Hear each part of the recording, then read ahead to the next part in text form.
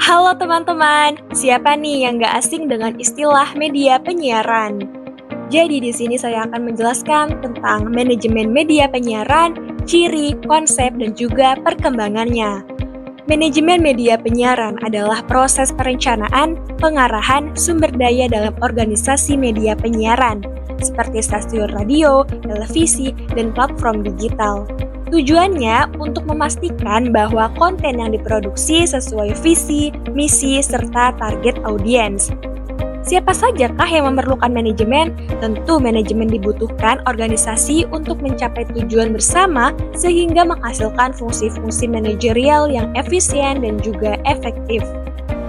Untuk menghasilkan manajemen yang baik, maka diperlukan menentukan visi, misi, dan tujuan media penyiaran, merancang strategi untuk mencapai target audiens, kemudian mengatur pengorganisasian dengan menetapkan hierarki, departemen, pengelolaan sumber daya manusia, serta pengelolaan aset teknis dan juga digital, mengambil keputusan strategis terkait konten dan operasional, dan melakukan evaluasi kinerja program dan pengembangan kebijakan.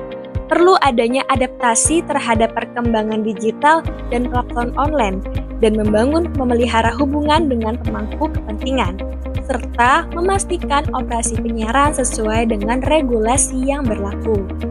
Seperti yang kita ketahui, media penyiaran kini tidak hanya terbatas pada radio dan televisi, tetapi juga mencakup platform streaming, podcast, dan media sosial.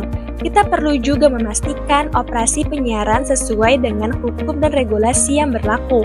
Dari banyaknya tantangan seiring perkembangannya teknologi, media penyiaran harus berinovasi untuk mempertahankan daya tarik audiens serta pengiklan. Jenis dan karakteristik media massa ada banyak. Salah satunya yaitu media massa digunakan untuk menyampaikan informasi kepada publik secara terbuka dan bersamaan. Kemudian menggunakan media cetak, elektronik, maupun internet.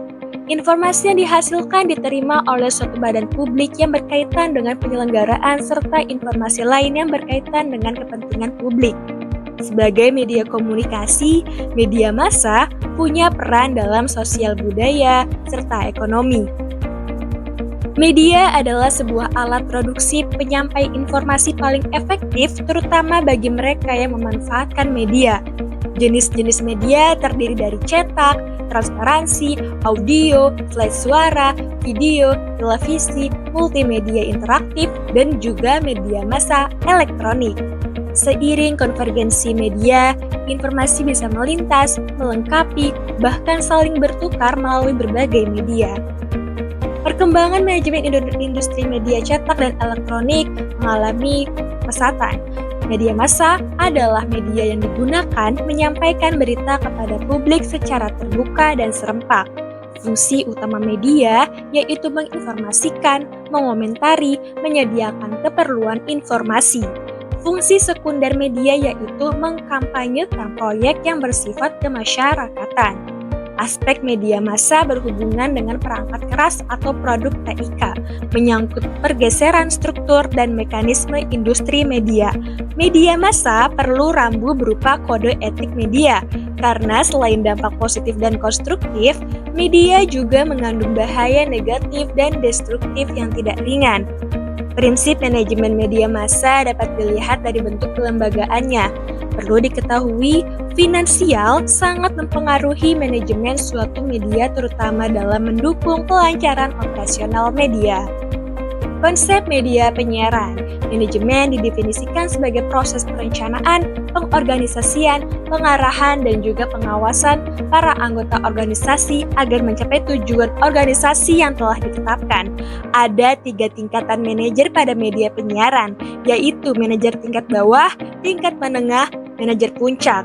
Fungsi dasar media penyiaran adalah sebagai media untuk beriklan, media informasi, media hiburan, dan juga media pelayanan. Media cetak merupakan suatu media yang bersifat statis, mengutamakan pesan visual. Media cetak sering digunakan untuk memasang iklan seperti surat kabar dan majalah. Media elektronik sangat dinamis, mempunyai peranan yang besar dan luas sebagai alat penyampaian informasi maupun komunikasi untuk menambah cakupan masyarakat dan mempromosikan berbagai acara-acara maupun berita yang akan ditayangkan di televisi. Atau sebaliknya, headline media cetak dipromosikan melalui media elektronik.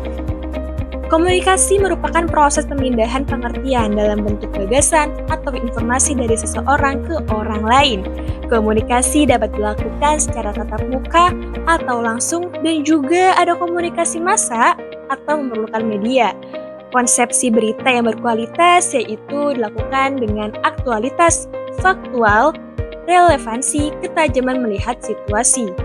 Prinsip ekonomi informasi pertama terdiri dari high fixed cost, low variable cost, versioning and price discrimination, lock-in switching, network effect. Dengan mengelola manajemen media penyiaran, serta mengevaluasi tantangan media dan menerapkan komunikasi yang baik, diharapkan visi misi serta tujuan dari sebuah organisasi dapat berjalan secara struktural dan tercapai pengelolaan yang efektif.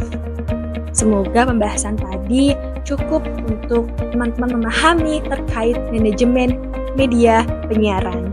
Sekian dari aku, semoga kita bisa berjumpa lagi. Kalau bermanfaat, bisa di-share ke teman-teman lainnya.